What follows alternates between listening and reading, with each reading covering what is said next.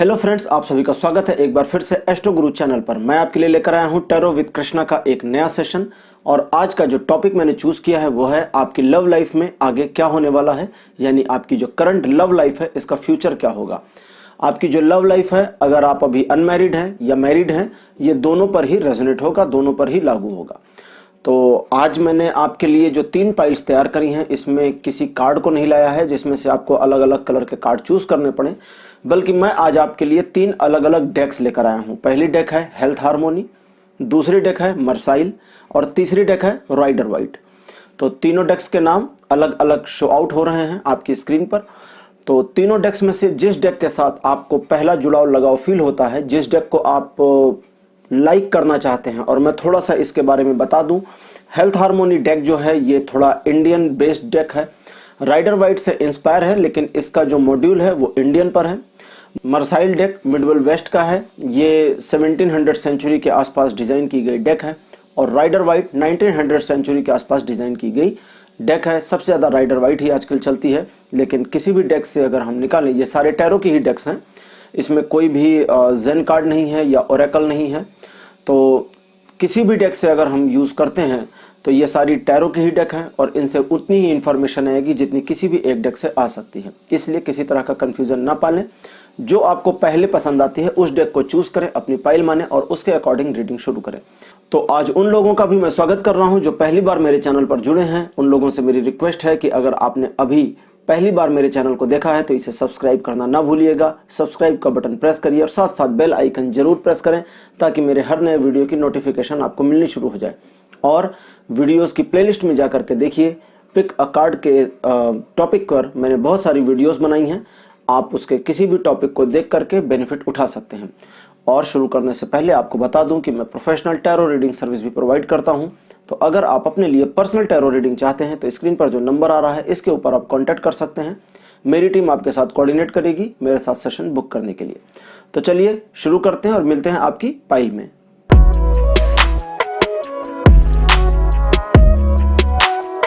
Hello pile number 1, आप सभी का स्वागत है। आपने अगर हेल्थ हार्मोनी का कार्ड चूज किया था तो आपकी पाइल नंबर है 1। और अब आपके लिए रीडिंग शुरू करते हैं और देखते हैं कि आपके लिए टैरो क्या बताते हैं कि आपकी लव लाइफ में आगे फ्यूचर में क्या होने वाला है। तो एक बार इनको मैं शफल कर लेता हूं सबसे पहले, क्योंकि टैरो कार्ड रीडिंग करने से पहले शफलिंग बहुत ज्यादा जरूरी होती है। हेल्थ हार्मोनी कार्ड्स जो हैं नॉर्मल राइडर वाइट की डेक और नॉर्मल मर्साइल की डेक से काफी बड़े होते हैं। फॉर्चुनेटली मेरे हाथ थोड़े बड़े बड़े हैं, इसलिए मैं इजीली हैंडल कर लेता हूं, वरना इनको शफल करने के लिए इस तरह भी यूज किया जाता है। मतलब कई लोग जो छोटे छोटे हाथ वाले हैं वो अलग तरीके से, तो कार्ड्स को खैर किसी भी तरह से शफल करें उससे कोई फर्क नहीं पड़ता। तो अब ये शफलिंग कंप्लीट हो गई है, इसको हम फैन आउट करेंगे और देखेंगे कि आपके लिए क्या इन्फॉर्मेशन आ रही हैं। तो अब हम देखेंगे कि आपके लिए क्या इन्फॉर्मेशन आ रही हैं, आपकी लव लाइफ में आगे क्या होने वाला है। तो पाइल नंबर 1, आपके लिए पहला कार्ड मेरे पास आया है द एम्प्रेस। कार्ड नंबर 2 की पोजीशन पर आपके लिए हैं queen of the cups. Card number 3 की पोजीशन पर एस ऑफ द वॉन्ड्स।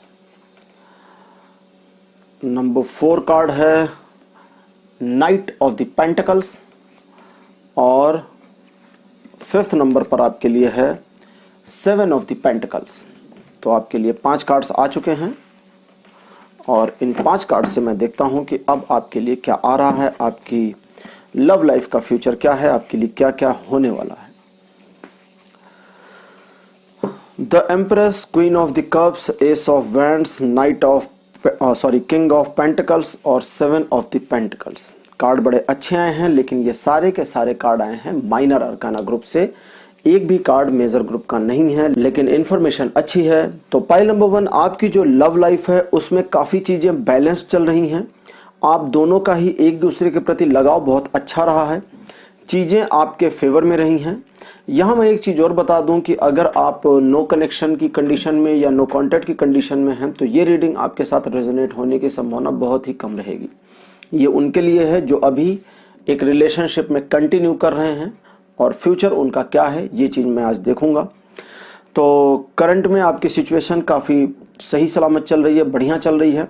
आप दोनों एक दूसरे को अंडरस्टूड कर रहे हैं, समझ रहे हैं, एक दूसरे को हेल्प कर रहे हैं। अच्छी बात यह है कि आप दोनों की होप्स भी एक दूसरे से मैच करती हुई चल रही, मतलब जितनी होप आपको उनसे है उतनी उनको आपसे भी है।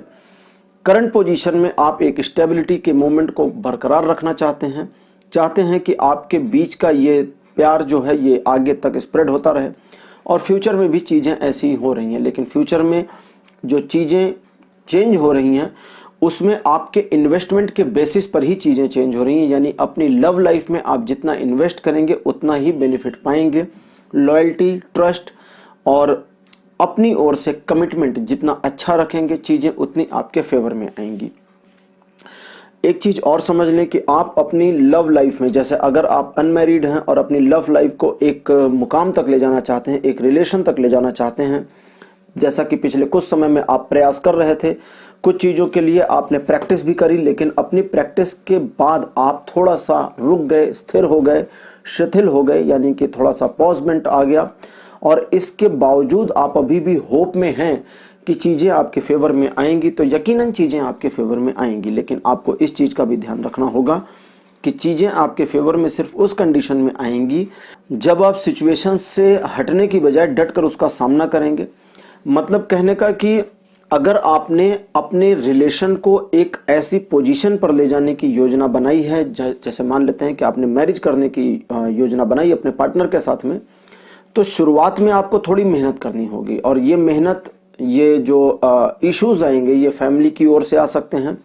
मोस्ट ऑफ द मोस्ट आपके फादर की ओर से इश्यूज यहाँ दिख रहे हैं, लेकिन उनको मनाना भी ज़्यादा मुश्किल नहीं होगा। हालांकि वे थोड़ा ईगो या सेल्फ सेंट्रिक हो सकते हैं इस सिचुएशन पर नॉर्मली, और वैसे तो वो काफ़ी स्वीट हैं, लेकिन यहाँ पर उनकी ओर से चीज़ें थोड़ी सी पॉजिटिव कम होंगी स्टार्टिंग मोमेंट में, लेकिन बाद में चीज़ें आपके लिए पॉजिटिव हो जाएंगी। और आप जितनी विनम्रता से अपने इस रिलेशन को आगे ले जाने का प्रयास करेंगे, अपनी फैमिलीज को इंटरेक्ट करेंगे, उतना ज़्यादा आपका बेनिफिट होगा। यहाँ पर किसी भी तरह का ट्रायंगल नहीं दिख रहा आपकी लव लाइफ में, और अगर आप मैरिड हैं तो आप एक सेटिस्फैक्ट्री मोड में भी रहेंगे। किसी तरह की ज़्यादा प्रॉब्लम आपके मैरिड लाइफ में फ्यूचर में नहीं दिख रही है, लेकिन जो करंट की पोजीशन बनी हुई है इसे अगर आप एज इट इज़ रखते हैं तो ये आपके लिए सही रहेगा। और अब हम जेन कार्ड्स की थोड़ी हेल्प लेंगे ताकि कुछ और डीप इंफॉर्मेशन भी आ सके। जेन से पहला कार्ड आया है अलोननेस का, दूसरा कार्ड जेन से आ रहा है ये है थंडरबोल्ट, कार्ड नंबर 3 जेन से आया है ट्रस्ट, कार्ड नंबर 4 है जेन से न्यू विजन, और नंबर 5 की पोजीशन पर आपके लिए है स्लोइंग डाउन। तो जैसा कि मैं बता रहा था कि अगर आप अनमैरिड हैं और अपने रिलेशन को और आगे ले जाना चाहते हैं तो आपको संभाल करके पेश आना होगा। आपको थोड़ा सा सही तरीके से अपने गोल को हासिल करने की कोशिश करनी होगी। तो यहाँ पर चीज़ें जो जेन कार्ड भी अब सपोर्ट करना शुरू कर रहा है वो कहता है कि जब तक आप जल्दबाजी करेंगे चीज़ें आपके फेवर में नहीं आएंगी। अगर आप थोड़ी सी जल्दबाजी कम करके काम करते हैं तो चीज़ें आपके फेवर में ज़्यादा आएंगी। और सबसे इम्पॉर्टेंट, अगर आप अपने पार्टनर पर पूरा भरोसा करते हैं और उसे अपनी ओर से कमिटमेंट देते हैं तो चीज़ें आपके लिए काफ़ी ज़्यादा फायदेमंद रहेंगी। एक चीज़ और समझ लें कि कुछ नया करने का अगर प्लान कर रहे हैं, मैरिड हैं और अपने मैरिड लाइफ में, अपनी जो लव लाइफ आपकी आफ्टर मैरिज चल रही है, इसमें अगर बोरियत से आप ऊब गए हैं या आपको सब कुछ एक जैसा फील होना शुरू हो गया है, तो इसमें अगर कुछ नया आप प्लान करना चाहते हैं तो उस प्लानिंग को भी थोड़ा सा स्लो डाउन करें, बहुत जल्दीबाजी ना करें, आपके लिए ये बढ़िया रहेगा। साथ ही साथ पाइल नंबर 1, आपको एक और चीज समझनी होगी कि अपने पार्टनर को थोड़ा सा स्पेस देने की जरूरत है और उनके पर्सनल क्राइटेरिया में इंटरफियर ना करें, क्योंकि कई बार आपने ये फील भी किया होगा कि अगर आप उनको ज्यादा स्पेस नहीं देते हैं या थोड़ा भी स्पेस नहीं देते हैं और बहुत ज़्यादा इन्वॉल्व और अटैच रहने की कोशिश करते हैं तो ये चीज़ उनको अनकंफर्टेबल कर देती है। आपका जो केयरिंग नेचर है, जैसा कि क्वीन द एम्प्रेस बता रही हैं और क्वीन ऑफ द कप्स बता रही हैं, जैसा आपका जो केयरिंग नेचर है, हर चीज़ को समेट करके सहेज करके चलने वाली आपकी जो टेंडेंसी है, ये उनको पसंद तो बहुत है लेकिन एक लिमिट तक ही। उस लिमिट के आगे आपकी इस टेंडेंसी को वे थोड़ा सा एबनॉर्मल लेना शुरू करते हैं और आपको अनकंफर्टेबलनेस की फीलिंग आ जाती है कि सामने से पर्सन अनकंफर्टेबल हो गया है। पाइल नंबर 1, एक चीज का और ध्यान रखें कि आप अपनी लव लाइफ को अगर आगे फ्यूचर में और बेहतर बढ़िया करना चाहते हैं तो आपको अपने ट्रस्ट को, यानी कि आप उनके ऊपर जो ट्रस्ट करते हैं उसे थोड़ा और इनबिल्ट करना होगा। साथ ही साथ आपके पार्टनर को आपके लिए जो लॉयल्टी है उसे भी दिखानी होगी। सिर्फ कहने भर से काम नहीं चलेगा। आप दोनों के बीच किसी प्रकार की ज़्यादा टेंशन नहीं दिख रही है, किसी तरह की ज़्यादा समस्या नहीं दिख रही है, जो कि बहुत ही बढ़िया बात है। और आपके जो लव लाइफ का फ्यूचर है वो ब्राइट है और आपके फेवर में है। चीज़ें थोड़ी सी डिले में जा सकती हैं, लेकिन उसके बावजूद चीज़ें आपके फेवर में ही आने वाली हैं। तो पाइल नंबर 1 आपके लिए बहुत ज़्यादा कुछ आज नहीं था, आपके लिए इतना ही। आज का ये टॉपिक और ये रीडिंग आपको कैसी लगी आप कमेंट सेक्शन में लिख करके बताइएगा ज़रूर। साथ ही साथ वीडियो को लाइक करिए, शेयर करिए और चैनल को सब्सक्राइब करना बिल्कुल मत भूलिएगा। और अगर मेरे साथ आप अपनी पर्सनल रीडिंग करवाना चाहते हैं तो स्क्रीन पर जो नंबर है उस पर आप कॉन्टैक्ट कर सकते हैं पर्सनल रीडिंग के लिए भी। अगले वीडियो में आपसे फिर मुलाकात होगी। Bye bye.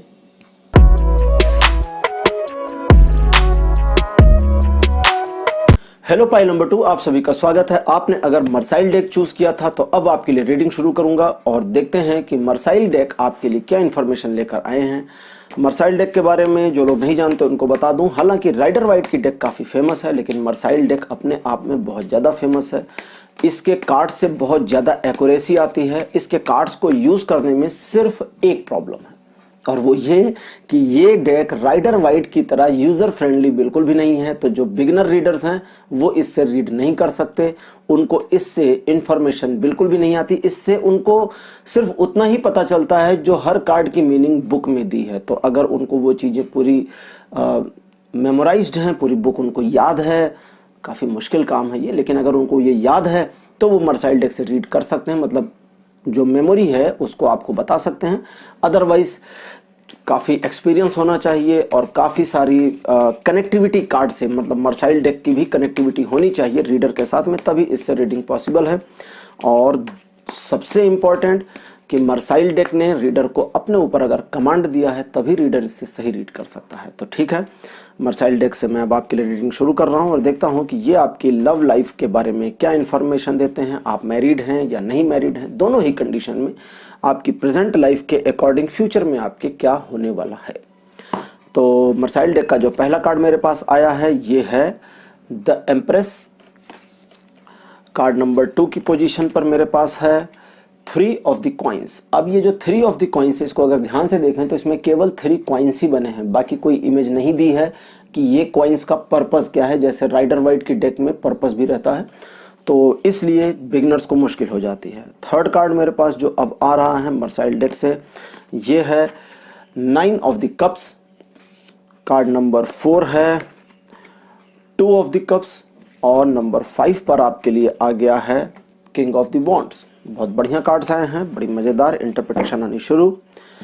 तो मर्साइल डेक के 5 कार्ड्स जो आ गए हैं ये बताते हैं कि आपकी जो लव लाइफ है इसमें कुछ तो आपको मेहनत करनी पड़ी, कुछ मेंटेन करने की जरूरत पड़ी। शुरू में आप काफी ज्यादा पॉजिटिव नहीं थे, बहुत अट्रैक्टिव नहीं थे अपने पार्टनर के साथ में, या उतना ज्यादा लगाव या जुड़ाव नहीं था। हालांकि आपको केयर थी अपने पार्टनर की और आप चाहते थे कि ये रिलेशन बिल्ड हो जाए, बन जाए, और बहुत हद तक इस रिलेशन को आपने अपनी ओर से संभाल के रखा है।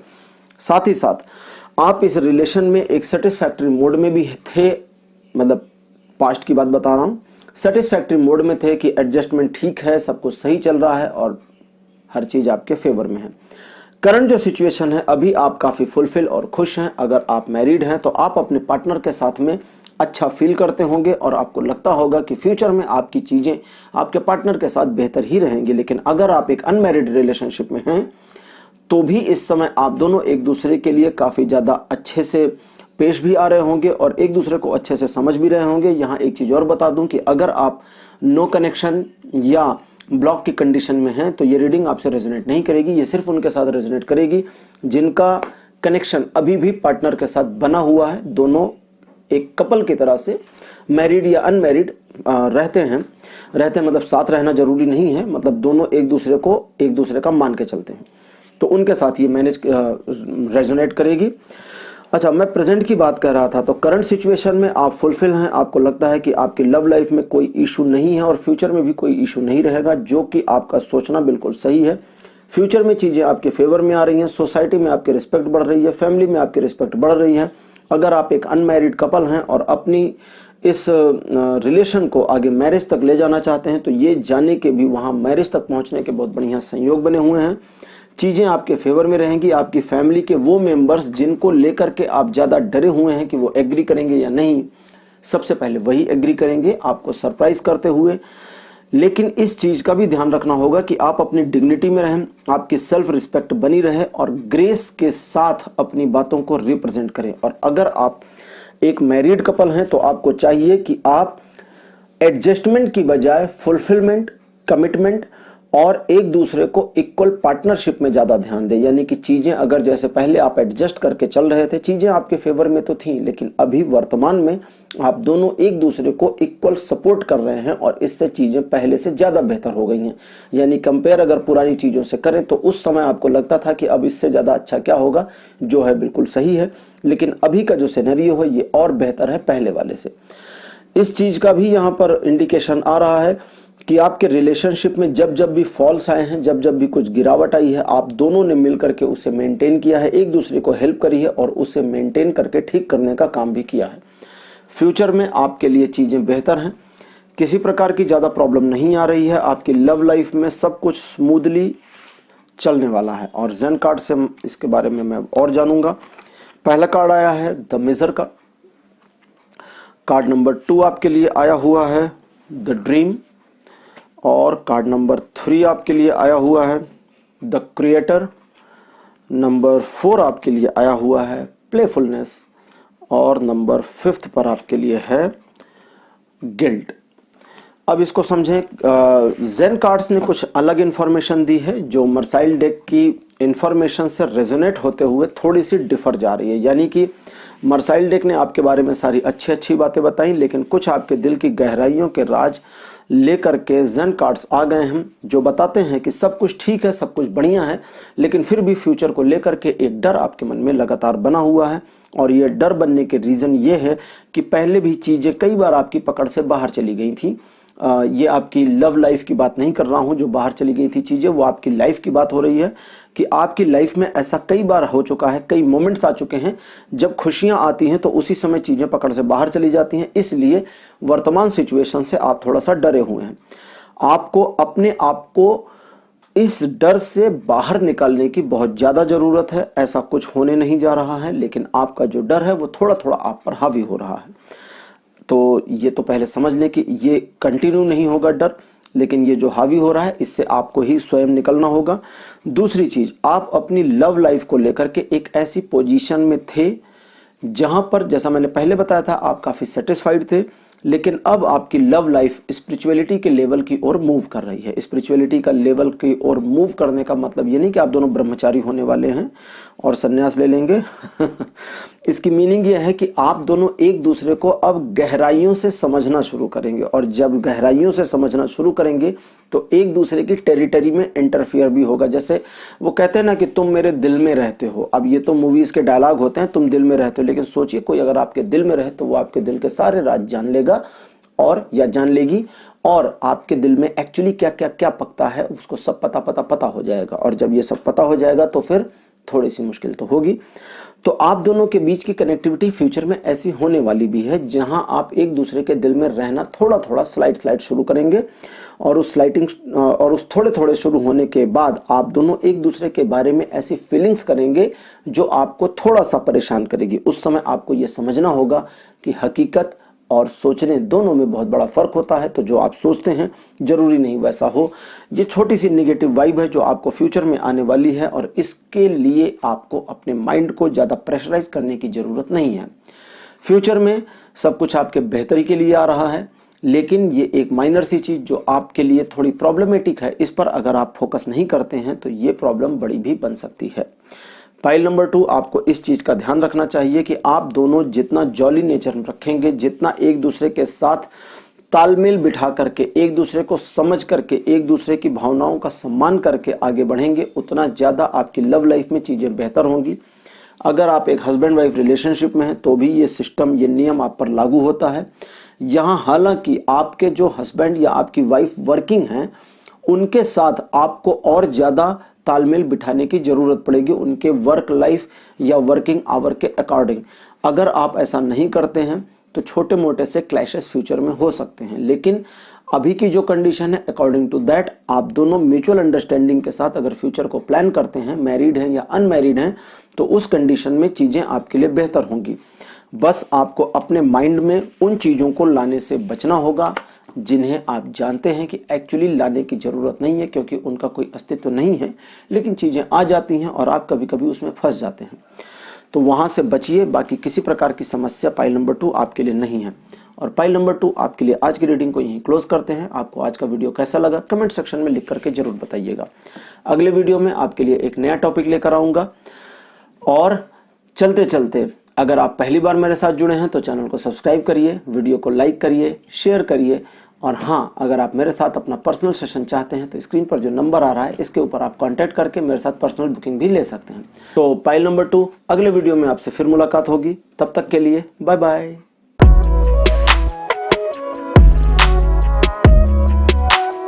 हेलो पाइल नंबर 3, आप सभी का स्वागत है। आपने अगर राइडर वाइट की डेक को चूज किया था तो आपकी पाइल नंबर है 3 और अब आपके लिए राइडर वाइट की डेक से देखेंगे कि इन्फॉर्मेशन क्या आती है, आपकी लव लाइफ का फ्यूचर क्या होने वाला है और आपकी लव लाइफ में चीजें किस तरह से मूव करेंगी। तो शफलिंग के बाद अब इनको हम फाइंड आउट करते हैं और देखते हैं कि आपके लिए कार्ड कौन से आ रहे हैं। पहला कार्ड आपके लिए है 4 of the wands. Card number 2 आपके लिए आया हुआ है द फूल। कार्ड नंबर 3 आपके लिए है 9 of the pentacles. Card number 4 आपके लिए है 7 ऑफ द वॉन्ड्स और कार्ड नंबर 5 आपके लिए आया है द एम्परर। ओके, तो आपके लिए रीडिंग शुरू करते हैं। 5 कार्ड्स आ गए हैं। पाइल नंबर 3, जैसा कि आप जानते हैं कि आपकी लव लाइफ में चीजें बहुत अच्छे तरीके से स्टार्ट हुई थी।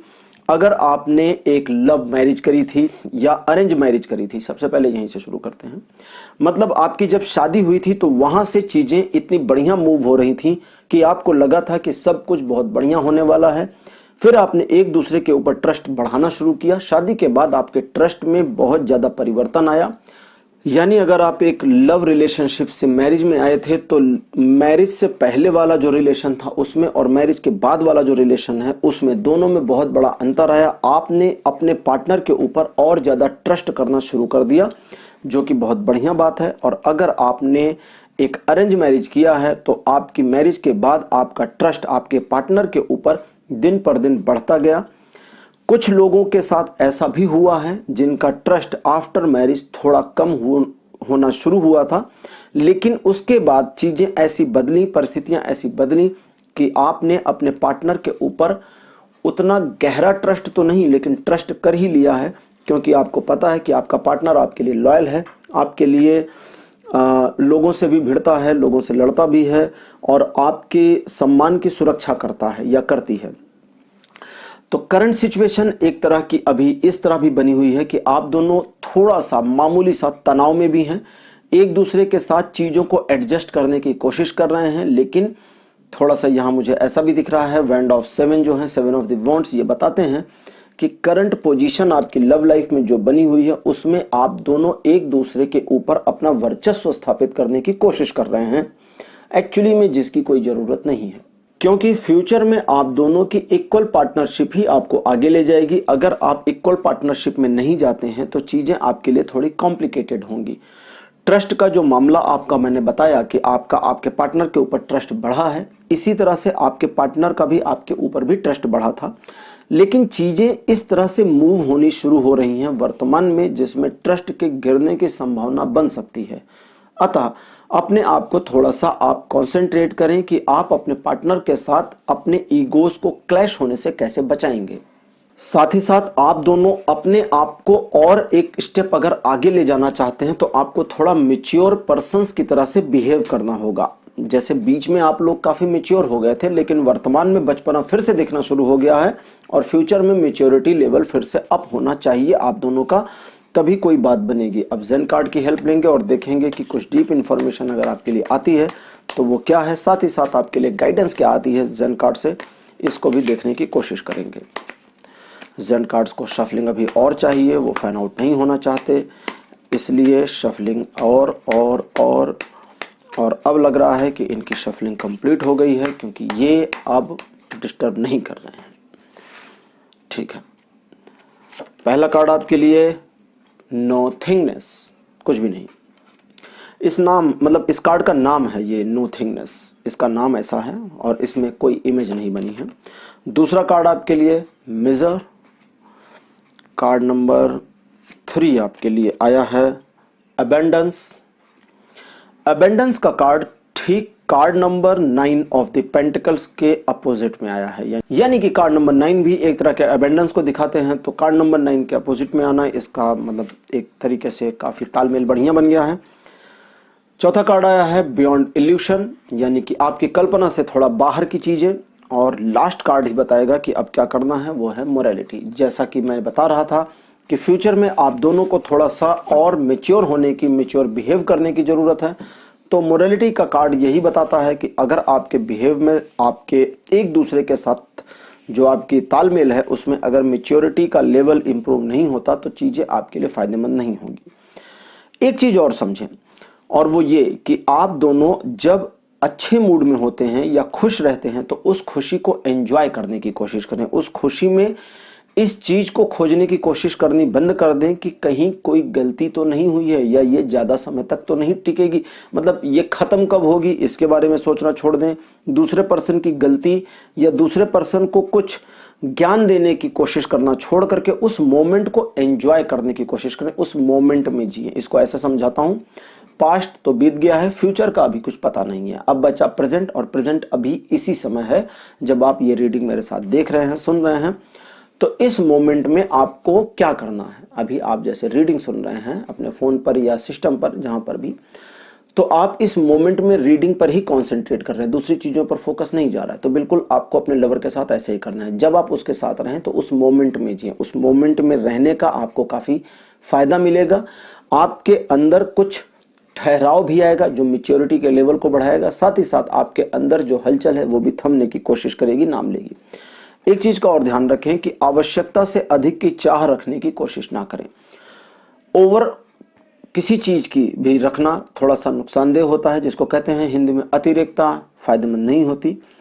और ऐसे ही ओवर एक्सपेक्टेशन भी फायदेमंद नहीं है। जब आप इस रिलेशनशिप में आए तो सब चीजें आपके लिए बेहतर थी। कई बार एक ब्लैंक सिचुएशन भी आपके लिए आई। अगर आप अरेंज मैरिज में थे तो आपको पता नहीं था कि आगे फ्यूचर में क्या होगा, लेकिन चीजें आपके लिए बेहतर होती चली गई, सब कुछ आपके फेवर में आ गया। लेकिन अगर आप एक लव रिलेशनशिप में थे और आप वहां से अरेंज मैरिज में आए तो भी आप ब्लैकआउट हो गए थे जब आपकी शादी हो रही थी कि अब आगे क्या होगा, क्या ये रिलेशन वैसा ही रहेगा जैसे पहले था या ये कुछ चेंज होगा। और एक्चुअली में ये चेंज हो गया, आपके फायदे के लिए हुआ। आप इस चेंज के साथ काफी ज्यादा घुल मिल गए। अभी वर्तमान में आपके जो ईगोस थोड़ा सा क्लैश हो रहे हैं उसमें आपको थोड़ा वाइड जाने की जरूरत है, थोड़ा सा आगे सोचने की जरूरत है। अगर आप एक दूसरे की टांग खींचने का काम करना बंद करके एक दूसरे को सपोर्ट करना शुरू करें तो आप काफी सक्सीड हो सकते हैं अपनी लाइफ में, पर्सनल लाइफ में, प्रोफेशनल लाइफ में, लव लाइफ में भी। साथ ही साथ आपके लव लाइफ में आगे भविष्य में अब आपको और ज्यादा मैच्योर पेश आना होगा। अगर आप शादीशुदा कपल हैं, मैरिड हैं, तो आप दोनों की मैच्योरिटी ही आपके प्यार को और ज्यादा बढ़ाएगी, क्योंकि अब बचपना नहीं चलने वाला। लेकिन अगर अभी आप शादीशुदा नहीं हैं और फ्यूचर में शादी करना चाहते हैं तो उस शादी को करने के लिए आपको सच में सीरियस होना होगा। विश नहीं करनी होगी, टारगेट बनाना होगा कि हाँ हमें शादी करनी है। अभी जो है ना कि ये विशेष जो चल रही हैं कि तुम कोशिश कर दो, तुम कोशिश कर दो, या ये करें वो करें, दुनिया भर का जो हौच पौच चल रहा है उसकी वजह से आप दोनों ने एक दूसरे को टेंशन में डाल दिया है। तो इस टेंशन को क्लियर करने का काम करें, फ्यूचर में क्या करना है उसका टारगेट सेट करें और एक मैच्योर पर्सन की तरह, रिस्पॉन्सिबल पर्सन की तरह से बिहेव करें, तभी आपके फ्यूचर की पॉसिबिलिटीज आपके फेवर में आएंगी। तो पाइल नंबर 3 आपके लिए आज की रीडिंग को यहीं क्लोज करता हूं। आज का वीडियो आपको कैसा लगा? ये वीडियो हालांकि हर वीडियो के अपेक्षा थोड़ा छोटा था क्योंकि मैं इसे छोटा रखना चाहता था। तो ये छोटा वीडियो आपको कैसा लगा, थोड़ी इन्फॉर्मेशन आपको कैसी लगी, आप कमेंट सेक्शन में अपने एक्सपीरियंसेस लिखना ना भूलें। साथ ही साथ अगर आप नए हैं तो चैनल को सब्सक्राइब करें, वीडियो को लाइक और शेयर करें। और हाँ, अगर मेरे साथ आप अपनी एक पर्सनल रीडिंग सेशन चाहते हैं तो स्क्रीन पर जो नंबर आ रहा है इसके ऊपर आप कांटेक्ट कर सकते हैं। मेरी टीम आपको कोऑर्डिनेट करेगी मेरे साथ सेशन बुक करने के लिए।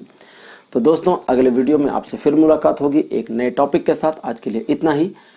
अब आपसे विदा लेता हूं। Bye bye.